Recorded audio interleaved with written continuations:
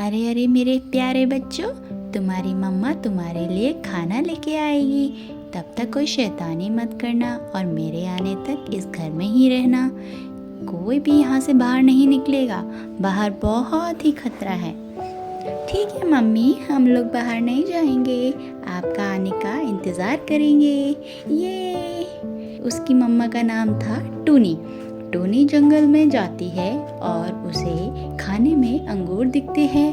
पर क्या ये अंगूर जैसे ही वो लेने जाती है वैसे ही जाल आके उसके ऊपर पड़ जाता है, उसे पकड़ लिया जाता है और वहाँ बच्चे उनका इंतज़ार करते रह जाते हैं। सुबह से रात हो जाती है पर उसकी मम्मा का कोई पता नहीं था।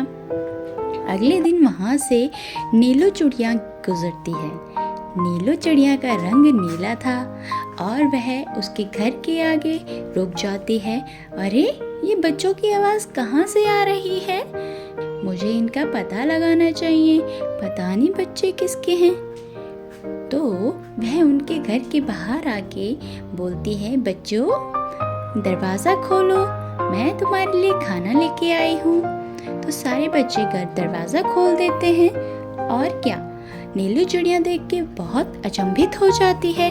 अरे इतने सारे बच्चे, कितने प्यारे प्यारे बच्चे हैं। बच्चों तुम क्यों रो रहे हो?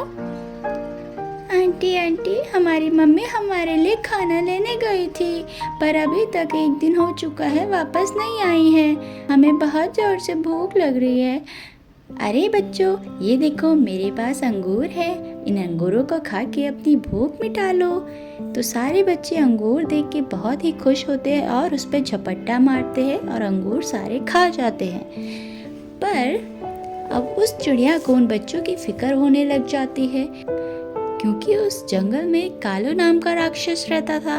वो सभी के बच्चों को यूं दिन दहाड़े खा जाया करता था। अब उसने बोला, बच्चों मैं कल फिर से आऊंगी और तुम्हारे लिए खाना लेके आऊंगी।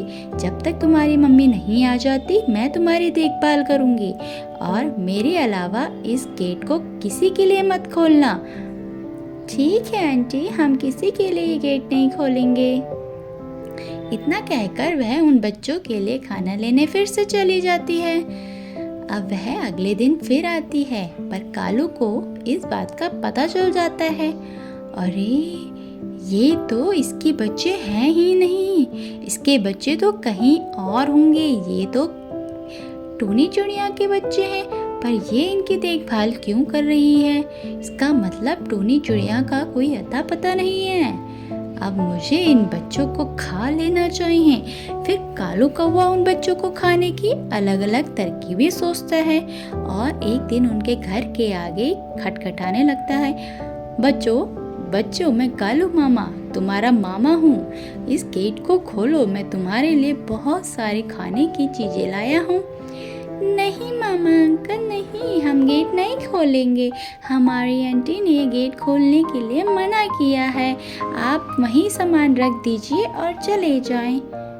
अरे ये बच्चे तो बहुत ही तेज हैं, किसी की बात ही नहीं मानते।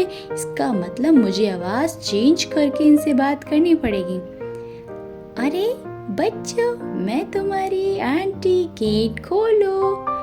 पर बच्चे फिर भी गेट नहीं खोलते, उनको शक हो जाता है और वह वहीं बैठे रहते हैं और उनको मना करते हैं। तो कालू इस तरकीब में नाकामयाब हो जाता है। इतने में उनकी नीलू आंटी वहाँ से आती है और कालू भाग जाता है। पर नीलू आंटी ने उस कालू को देख लिया था कि ये मेरे बच्चों के पीछे पड़ा हुआ है। फिर वह आके बोलती है, बच्चों मैं तुम्हारी नीलू आंटी, गेट खोलो। तो बच्चे गेट खोलते हैं और उनको समझाती है, देखो जब भी मैं तुम्हारे गेट के बाहर आऊंगी तब यही लाइन बोलूंगी, बच्चों मैं तुम्हारी नीलू आंटी। तभी तुम्हें गेट खोलना है, नहीं तो ये कालू तुम्हें खा जाएगा। ठीक है मम्मी। तो वह सारे मिलके खाना खाते हैं। फिर अगले दिन कालू नई तरकीब के साथ वापस आता है और इस बार उसे इस चीज का पता चल गया था और वह सेम चीज बोलता है, बच्चों मैं तुम्हारी कालू आंटी, गेट खोलो। तो बच्चे गलती से गेट खोल देते हैं और ये क्या बच्चे सारे इतने सारे बच्चे देख के कालू एकदम खुश हो जाता है। हा हा हा, क्यों मुझे पागल बनाओगे तुम सब मिलके? अब तुम्हें एक एक करके मैं खा जाऊंगा, तुम्हारा नामो निशान नहीं मिलेगा। फिर पर इतने में वहाँ से नीलू आंटी आ जाती है जो उनको देख रही थी और वह उसको बहुत पीटती है। पर कालू अपनी माफ़ी मांग लेता है और बोलता है, अरे मुझे छोड़ दो, मुझे बहुत खून बह रहा है, अब से मैं किसी के बच्चे नहीं खाऊंगा, मुझे छोड़ दो। अरे आंटी इनको छोड़ दो, ये हमारे मामा ही तो है, हम इनके साथ बहुत खेलेंगे। तो कालू फिर उनके साथ खेलने लग जाता है और अपने असली मामा का धर्म निभाने लग जाता है। अगली कहानी के साथ फिर मिलेंगे, तब तक के लिए बाय बाय।